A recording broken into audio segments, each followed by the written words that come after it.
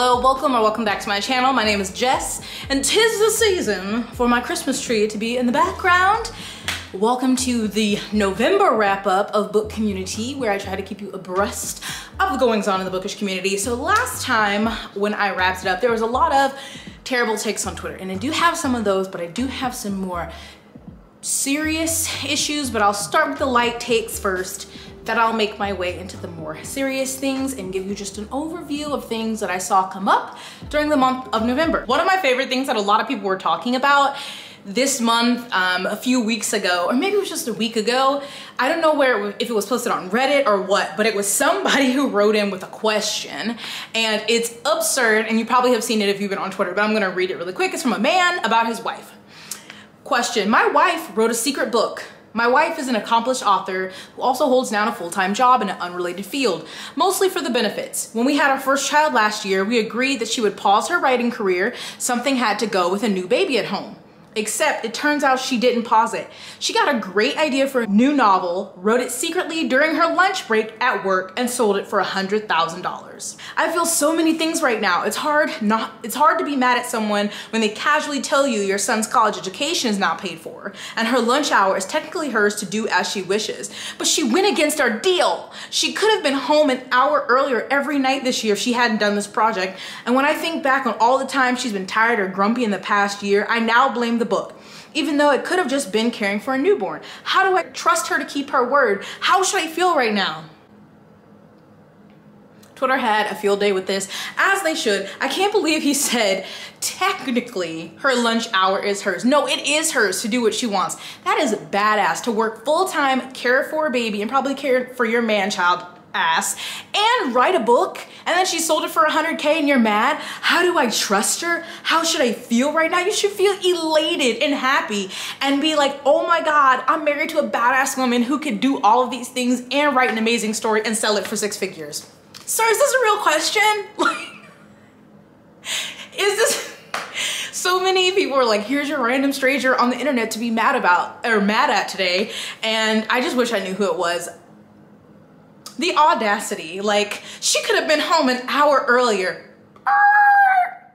A newborn baby, she's working a full-time job and writing a book, taking care of a household, like, oh, boo-hoo. One of my favorite replies was, doesn't mention whether he is proud of his wife for not only writing a novel, hard, but also selling it harder for $100K in this economy, while holding down a full-time job, even harder, and caring for a young child. Superpowers. Like, sir, you literally skipped over all of those amazing things because she didn't tell you what she was doing on her lunch break, or she went back on the agreement. It's not like she came home and when you're supposed to be splitting the duties, she was like, no, I'm writing. She took her lunch break. She wasn't even taking a break. She was working. Okay, obviously, I know y'all probably agree. I just thought I would share that one because it's redonkulous, and hope you had a laugh. I didn't know if y'all know, but if you read romance, you may be in trouble. So maybe you only read contemporary romance. Maybe you read historical romances. Maybe you read books light on the smut, but you're still in danger. Because if you keep reading these books, you're eventually going to slowly move into books with more smut in them, with darker content in them. And then you know what you're going to be reaching for? Erotica. I know you say that will never be you, but an addiction specialist, a doctor, said that it is very possible that you can start on this romance journey, you can become addicted, and then you start picking up those dirty, smutty erotica novels. And this is a concern that is sweeping the nation.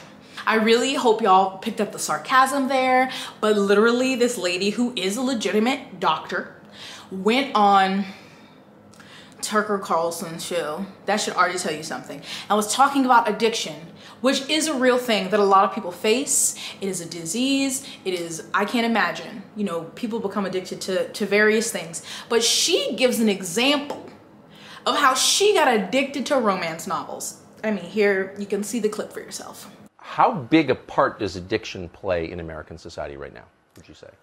I really do think that addiction is the modern plague. I think it's it's the quintessential problem of modernity, and one that we're going to be contending with for the next, I don't know, however many hundreds of years. Yes.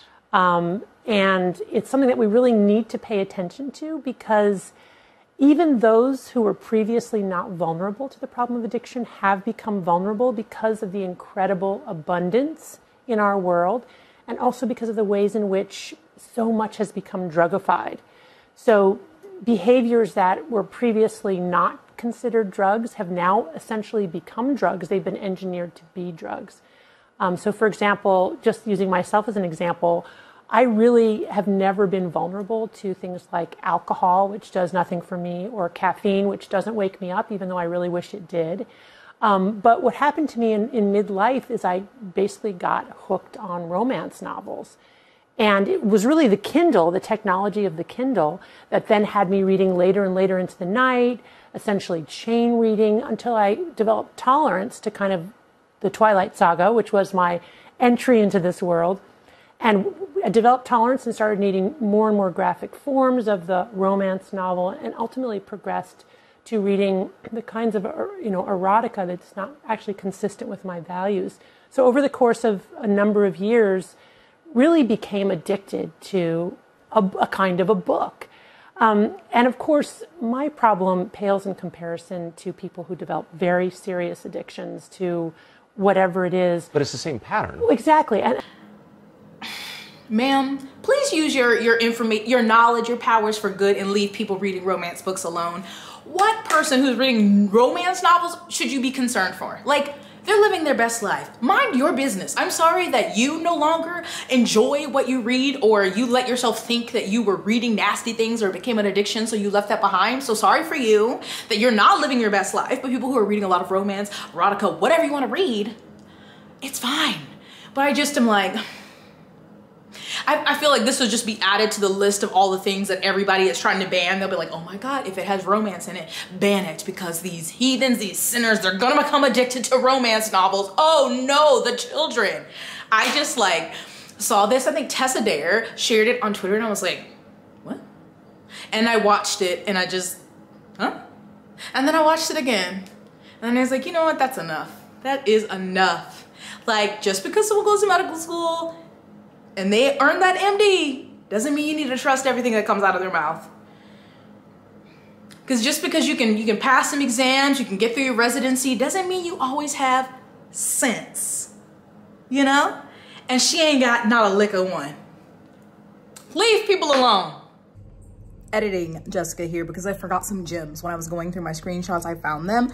So someone, more on terrible takes from Twitter, someone said, writers, please stop giving your own books 5-star reviews on Goodreads. It's just painful to see. And a lot of people replied, no. It's Goodreads. Like, why not? Especially if you are writing a queer story or you're a BIPOC author. Like, so many people go on and just give 1-star reviews. They haven't read the book. They have no intention of reading the book. And they do that all the time. So if an author gives their book 1 5-star rating, and it always is under their name, so they're like, yeah, this is my book, I'm really proud of it, 5 stars. Like, what? Like, mind your business, okay? Mind your business, sir. And then Caitlin asked, question, if you know a friend bought your book and read your book but then never posts a review or reaches out to say they finished it, what do you do? Are these people serious? So somebody said, they are not friends. Ask yourself if you have supported their dreams, goals, and careers. And if you can faithfully say you have, then ease them out of your life. They are not supporting you. Wendy. These people, Roxanne Gay replied and said, nothing, that's not my business, and they aren't obligated to read my work or talk about it. And someone replied, seriously, this question is giving bad art friend energy. Truly. So you're saying they read it, so they bought it, they read it, and you're just mad because they didn't post a review on it? Like, what is wrong with people? These people are bothered. Like, I understand you want your friends to like your work, but they're not obligated to. They're not obligated to even buy it or read it. And if they do, that's great. And what are you supposed to be like? Can you Zoom me? I need to hear your feedback on my book. Like, don't you have certain writing partners and editors and stuff for that? Like, I need these people to seek help, and quickly. Jay Kristoff was again on the internet embarrassing himself. So as you've seen in my and probably other people's Goodreads videos, that the nominees are out, and in the adult fantasy category, I had predicted that Empire the Vampire by Jay Kristoff would be there, and it wasn't. Surprise! There really was only like one straight white man, John Gwynn, in the nominations for adult fantasy. So very nice, but he was not having it, and neither were his fans, and they were commenting. It's a screenshot of his story, so I'm guessing it's a Goodreads Instagram page or something. I don't know, I don't follow them. But people were asking them, and they said, why isn't Empire the Vampire nominated in the fantasy category? It's one of the best books I've ever read in my life. It makes absolutely no sense. And Goodreads said, thanks for reaching out to us today. All nominees are based on what Goodreads readers have added, rated, and reviewed this year. And the person said, excuse me? Empire the Vampire has 7,792 ratings and 2,347 reviews with an average rating of 4.49. Meanwhile, a book like Sorrowland, for example, that only has 4,564 ratings, 1,241 reviews, and an average rating of 3.86 still got nominated. So please explain to me how it's all based on numbers. And then Jay Kristoff screenshotted this and put it in his stories, and he wrote Reader's Choice Awards and tagged Goodreads with the thinking emoji. Sir, it's not that serious. It's not that serious, honey. It's fine. You're gonna be fine. You're gonna be fine. But people were tweeting that. I saw it on Twitter, and just yikes. And then I guess he made a tweet that was so unfortunately John Gwynn, who I've read his Faithful in the Fallen series and I loved. So unfortunately he lost his daughter recently, and so he's been pretty absent from social media. But like I said, his book was nominated in the adult fantasy category. And so while I would like to think that Jay Kristoff was like trying to do it in a positive way, it came off in a really weird way. So he tweeted, for those disappointed by Empire the Vampire's absence from the Goodreads Awards, might I beg you vote and buy Shadow of the Gods by the mighty John Gwynn. It's a truly excellent book, and he suffered a blow. Your support would be doubtless appreciated. Okay, here's my problem with this, is that you didn't have to tag, again, he tagged Goodreads and tagged John Gwynn. So all of the people who are angry at Jay Kristoff and replying and not taking John Gwynn's handle out of it, I'm hoping he's not on social media, but even when he comes back to social media, would have all of these mentions of people being annoyed at Jay Kristoff, and I just don't like that. Then also, for him to, and maybe he didn't mean this, but just to write off the loss of his daughter as he suffered a blow. It's more than a blow. I don't know. Like, you just didn't have to bring it up at all. Like, I don't know. Like, sure, I think it's a good thing to say, you know, he's going through a hard time. This will make him feel good, but I don't think he cares right now about Goodreads. His family is in mourning. I don't know. If you have a thought on that tweet, I know a lot of people are like, are you serious? But then I also just like, oh my God, take out John Gwynn's handle. Granted, he's probably not on Twitter, but I just think, you know, your issue is with Jay Kristoff, not with him. And just yikes. I mean, he never ceases to amaze us, right? Like, there's just always going to be some mess with him. So that was that. He threw a little temper tantrum about not being nominated, and then I just don't like the way he went about the whole John Gwynn thing, but it is what it is, right? People are talking about it on Twitter, and it's just like, I understand, but also like, why are y'all following this man? He obviously makes y'all mad. Stop following him. Because y'all just be working yourselves into a frenzy for nothing. Leave that edgelord to himself and just let him talk to his super fans, and they'll be fine. So before, I cannot remember if it was this year because time, I don't know what it is, or end of last year, but I've talked about it before, how Disney, yes, Disney, multi-billion-dollar conglomerate buying everything, Disney isn't paying authors. So they acquired a lot of books, like books that were written about like Star Wars and different things. And when I brought it up, I was talking about one specific author named Alan Dean Foster, who had written a letter and was wanting to be paid, because once Disney had, you know, bought out these companies and gotten these books that were already published, they somehow feel like they don't owe the authors like anything going forward, like royalties. And so I saw it come up again on Twitter, because luckily Alan Dean Foster was paid, but there still are other authors that aren't being paid, and some new things came up that I didn't know about. So this page that is a website was created for authors who are not yet paid by Disney, and it's called writersmustbepaid.org. I'll have a link down below. And so it says, are you owed money? Creators may be missing royalty statements and or checks for media tie-in work across a wide range of properties and prose, comics, or graphic novels. Since Disney's acquisition of the rights to those properties, creators' contracts with previous licenses have not been honored for the ongoing and reprint publication of media tie-in works. But it includes Lucasfilms, so Star Wars, Indiana Jones, Boom Comics. So those include Buffy the Vampire Slayer, Dark Horse Comics, which also include Buffy the Vampire Slayer, 20th Century Fox, Marvel Worldwide, Disney Publishing. So for Lucasfilm, 20th Century Fox, we've confirmed reports of reprintings without the author receiving notification, updated royalty statements, or so they've acquired this work. And while the authors may have initially been paid through whoever owned it before, now they're reprinting books. Books are selling. So these authors, if they, earned out, have royalties, but they're not telling them they've been printed. They're not getting updated statements, so they know they're owed money. So shady. You know what? I'm gonna Google it right now. How much is Disney worth? How much is Disney worth? Not the stock, sweetie. Just how much is Disney worth? This says, as of November 12, 2021, Disney's net worth is $93 billion.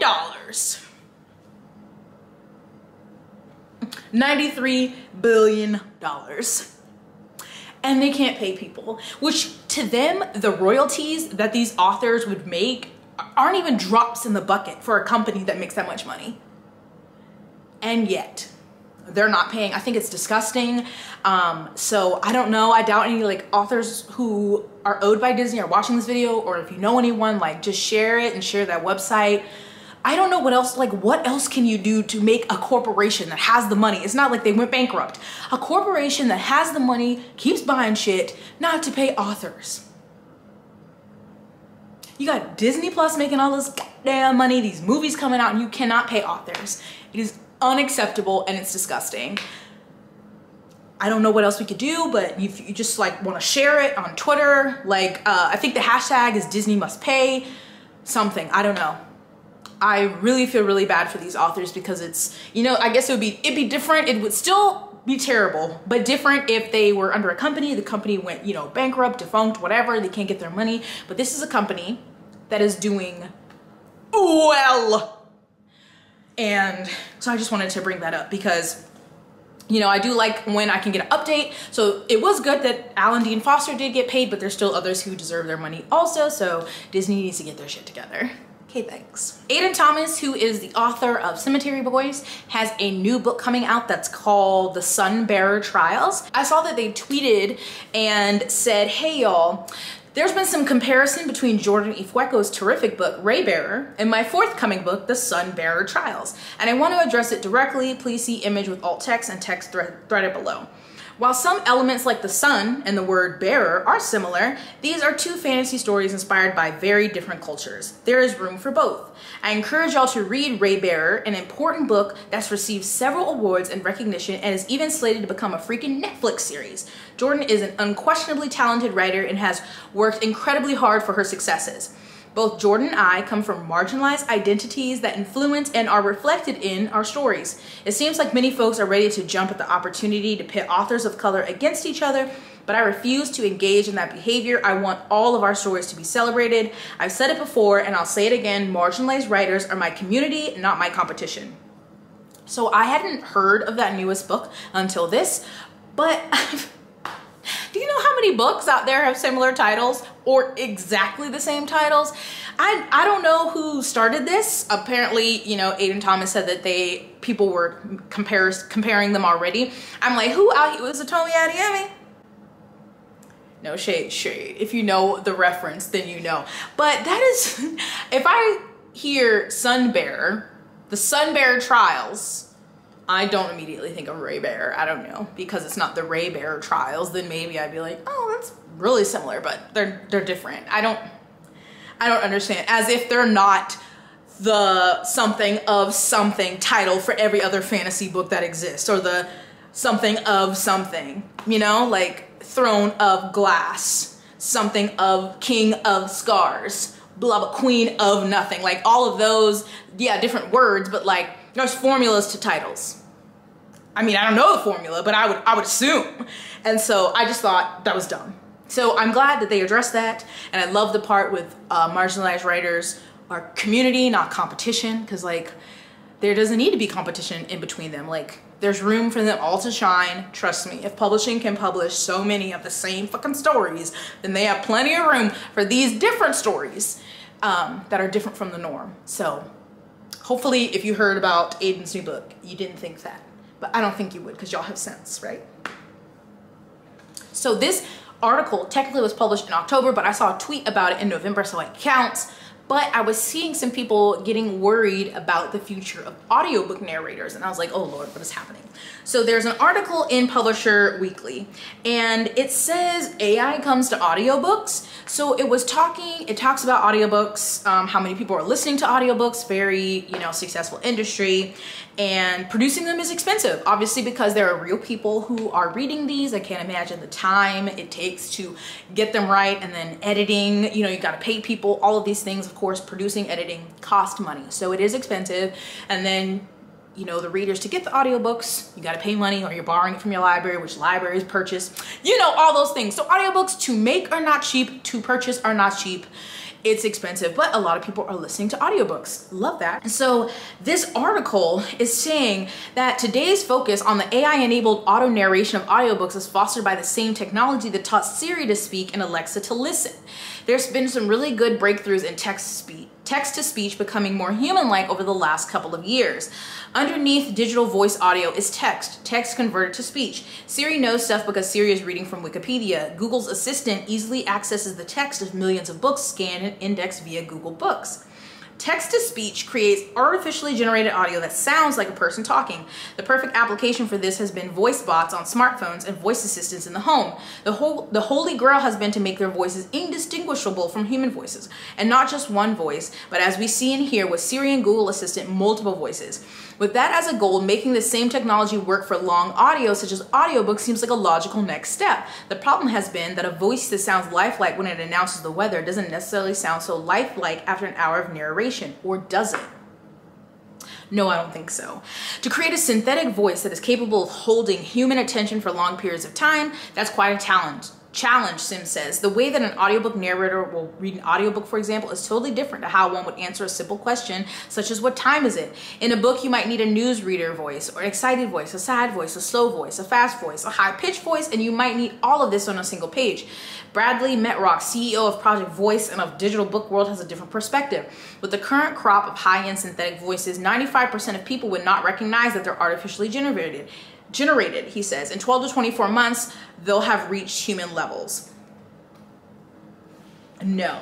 So obviously voice actors are usually the norm to go to for audiobooks. And now you're saying that you could just replace it with AI? No. So sometimes when there's a long article, there's an option to listen to it. And one I listened to was an actual person reading it. But one I listened to, it was literally just speech to text.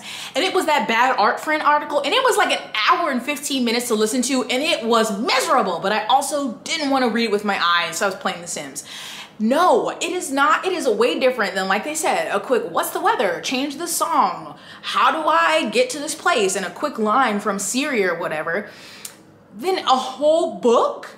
I don't think so. I don't think you can teach an AI to do an inflection here, or change from a feminine to a masculine voice here, to be angry here, to be sad here. Like, no. And then just from the reader experience, but then to the voice actors, then you're putting them out of work. Like, that is audio narration, like the really good ones, is truly a skill, and some humans can't even do it justice. Sorry, like every audiobook narrator is not perfect. It's just the truth. So now you think an AI is going to be able to do just as good a job? I don't think so. So this talks about the talent issue. So let's see. Professionals in the business are represented by a powerful union, which is SAG-AFTRA, Screen Actors Guild, American Federation of Television and Radio Artists, which describes itself as the world's largest labor union representing performers and broadcasters. The organization offers the full slate of union perks, training, guaranteeing minimum rates for recordings, and health and life insurance. Artificial voices require none of these benefits. The union has two concerns about AI. On the one hand, replacing live actors with computerized voices is bad for business. A great concern also is AI's increasing capacity to clone human voices with substantial risk that the voice owner will either be undercompensated or not paid at all. Ooh, because I think they're talking about using someone's voice, because you know how you can have a celebrity talk to you on Alexa or whatever. I don't know, I don't have one. But they would be using a person's voice and having the AI take that and whatever they do so that it's speaking in a human voice, but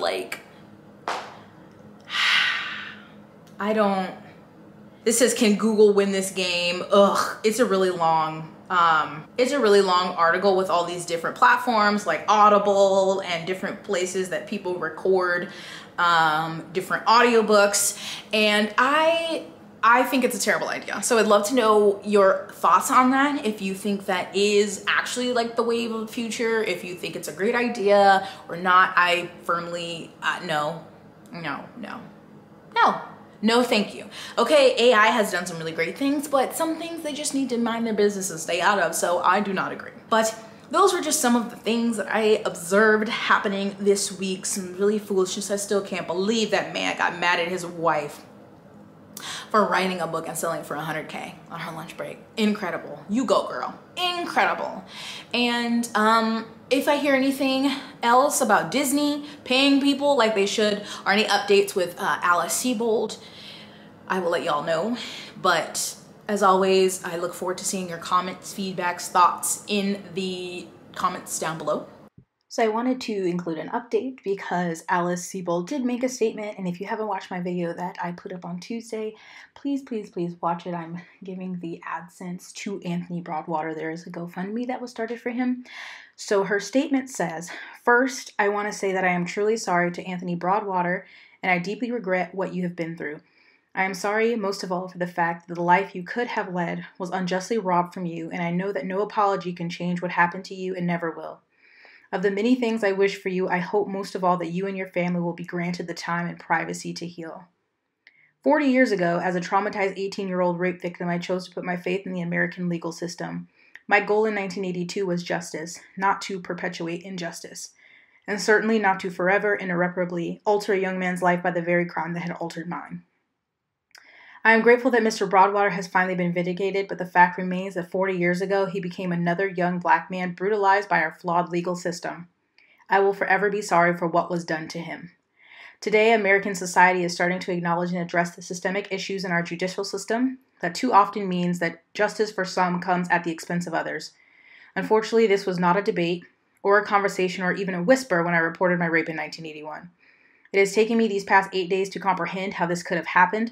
I will continue to struggle with the role that I unwittingly played within a system that sent an innocent man to jail.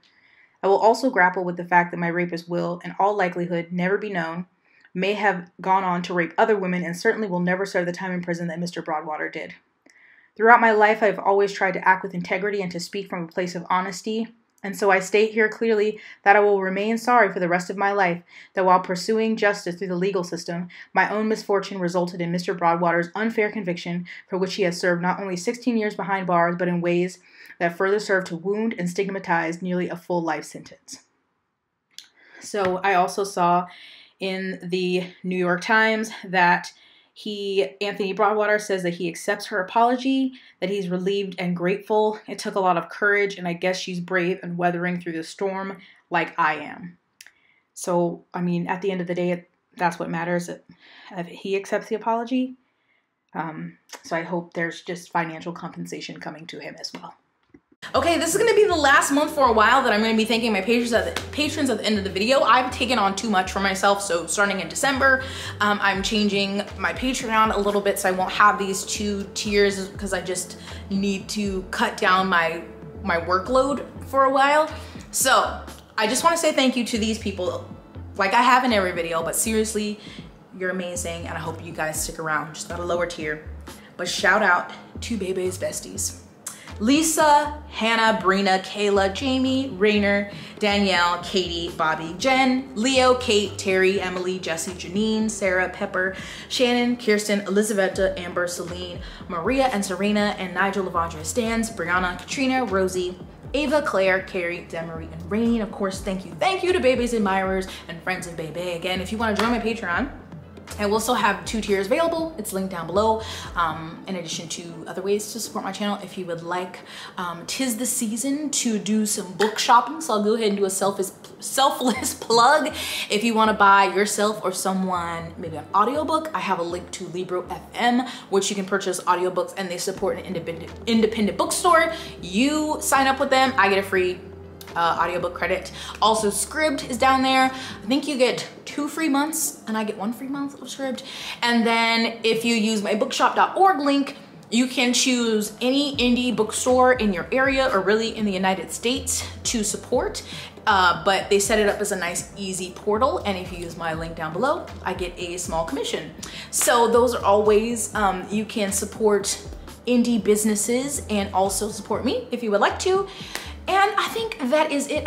I think that's it for this video. So, I mean, the book community, there's always things happening, right? Good, bad, happy, sad, the good, bad, the ugly, whatever. Anyway, give this video a thumbs up, subscribe. I hope you stay blessed, hydrated, moisturized, and sunscreen. I'll see you in my next one. Bye.